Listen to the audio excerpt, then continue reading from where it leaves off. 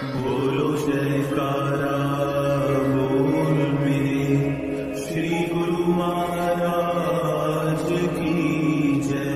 श्री सद्गुरुदेव भगवान की जय। गुरुमुखो, सन 1935 में एक दिन दाता दयाल जी कहने लगे कि हमारे दर्शनों के लिए हजारों की संख्या में लोग आते हैं तथा आते रहेंगे, परंतु जिस भावना से कोई आता है वैसा ही फल उसे मिलता है। अनेक व्यक्ति कई कामनाएं लेकर आते हैं तथा कोई भेद लेने आते हैं।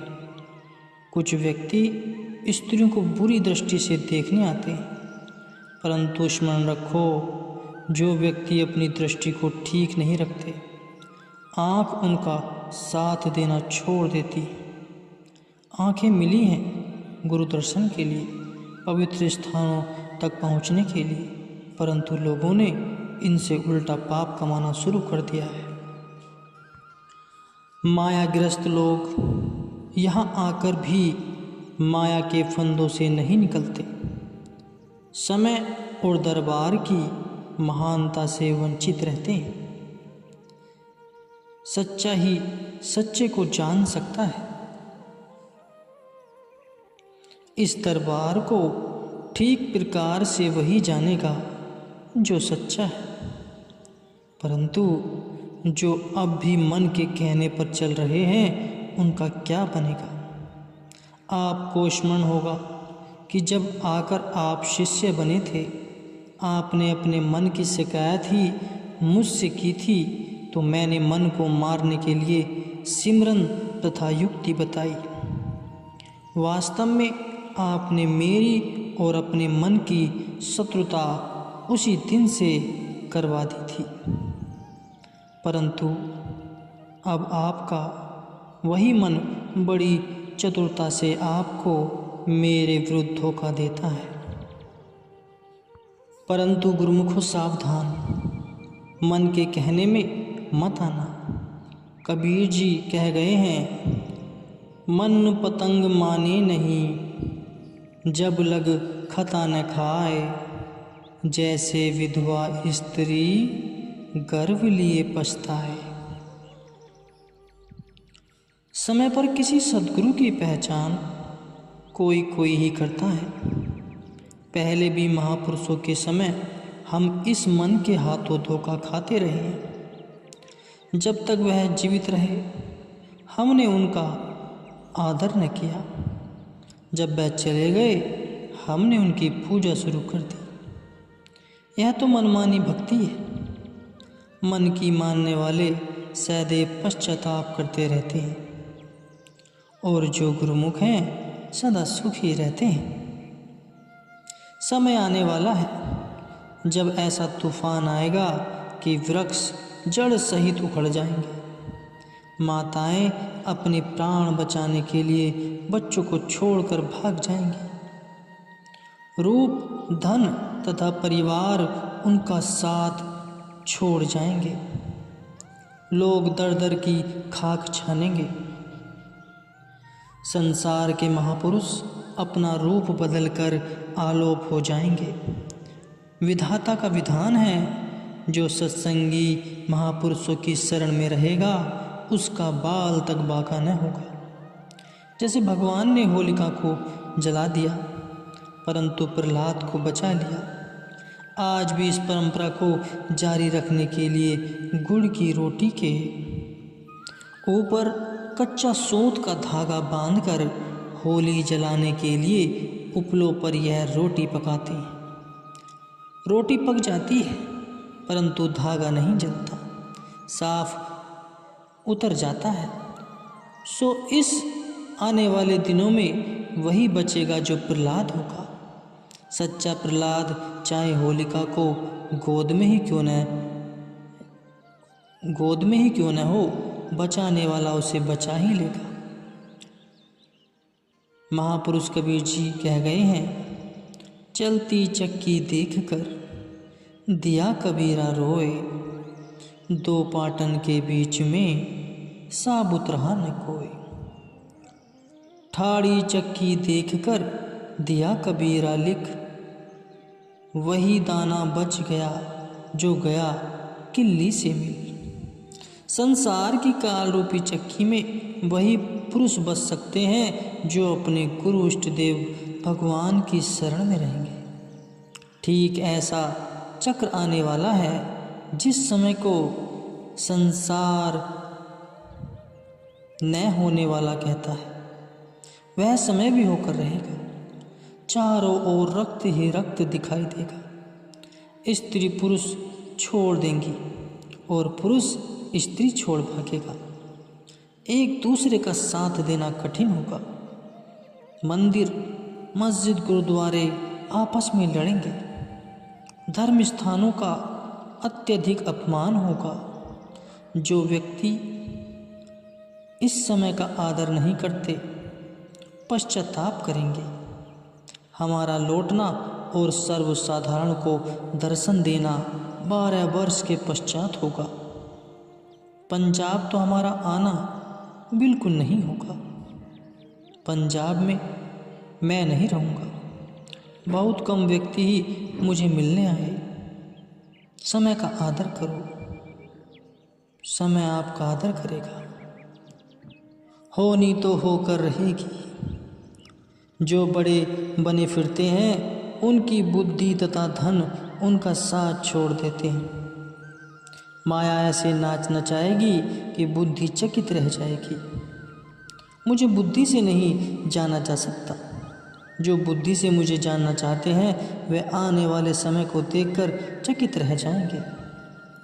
जब श्री गुरु महाराज जी चकोड़ी स्थान में भविष्य का वर्णन कर रहे थे तथा आने वाला समय के लिए कुछ आंतरिक प्रबंध भी कर रहे थे, कुछ खास महात्माओं को इस बात का पता था कि श्री गुरु महाराज जी की क्या मौज है और वह जानकर भी अनजान बने मौन बैठे थे।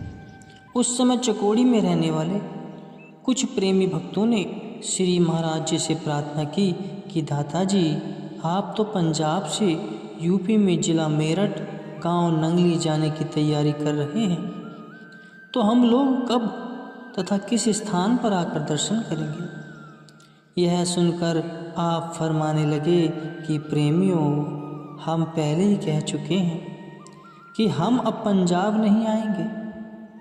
यहाँ के स्थान यहाँ ही रहेंगे। हम अब अपना कार्यक्रम बदलना चाहते हैं। हमारी मौज में दखल न देना। जो हमारी मौज में दखल देगा दुखी होगा। प्रकृति को ऐसा ही स्वीकार है। जो प्रकृति के कार्यों में हस्तक्षेप करेगा वह अपने अंतःकरण को मलिन करेगा। लोगों के कर्म ही उनके भाग्य विधाता हैं।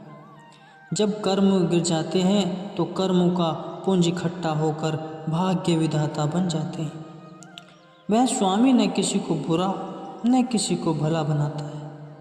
सूर्य के सामने चाहे कोई जुआ खेले, चाहे कोई अच्छी पुस्तक का स्वाध्याय अध्ययन करे, सूर्य उसे नहीं रोकता। किसी का भाग्य क्या है यह कर्मों पर निर्भर है। रामायण में गोस्वामी तुलसीदास जी कहते हैं, कर्म प्रधान विश्व रचि राखा। जिस जिस क्षेत्र के लोगों ने ऐसे कर्म किए हैं वहाँ का वायुमंडल ही कुछ अपवित्र सा हो चुका है। इस अपवित्रता के कारण लोग यादों के समान एक दूसरे से लड़ेंगे तथा नष्ट हो जाएंगे। जब आहार तथा व्यवहार बदलता है तो जीव अंतःकरण की आवाज़ सुनकर भी भले उपदेश पर ध्यान नहीं देता। अहंकार प्रधान होकर सार तत्व को ढांप लेता है। निर्मल जल को जैसे कोई ढांप लेती है, इसी प्रकार महापुरुषों का उपदेश केवल नाम मात्र सुनने को रह गया है। मानने वाले तो कठिनता से कोई कोई दिखाई देता है। जब माली देखता है कि इस पेड़ को फल नहीं लगता तो वह उस वृक्ष को उखाड़ देता है। अब लोग महात्माओं को गुरुजनों से भी कपट करने लगे हैं। जहाँ दिखावा हो वहाँ महापुरुष निराश हो जाते हैं। दुर्योधन के पास आदर के लिए सब राज के ठाट थे, परंतु अहंकार के कारण भगवान कृष्ण उसको त्याग कर विदुर के घर चले गए थे। मुझे भी निर्मल भक्ति प्रिय है आपका और जिन दूसरे प्रेमियों का विचार है कि अब फिर कब दर्शन होंगे, तो भाई यह दर्शन तो अब 12 वर्ष के बाद होगा। अब सन 1936 है। सन 1947 में संसार को दर्शन प्राप्त होंगे, परंतु इस रूप को आप बड़ी कठिनाई से शीशे में देख सकेंगे। यह दर्शन बहुत महंगा मिलेगा। श्री महाराज जी का यह संकेत सन 1947 के देश विभाजन की ओर था, परंतु यह संकेत बहुत कम व्यक्ति समझ सके। प्रकृति के भेद को आप अधिक प्रकट न कर सके। महान कृपा करते हुए आपने भविष्यवाणी की थी, परंतु इन शब्दों को मतिमंद लोग न जान सके।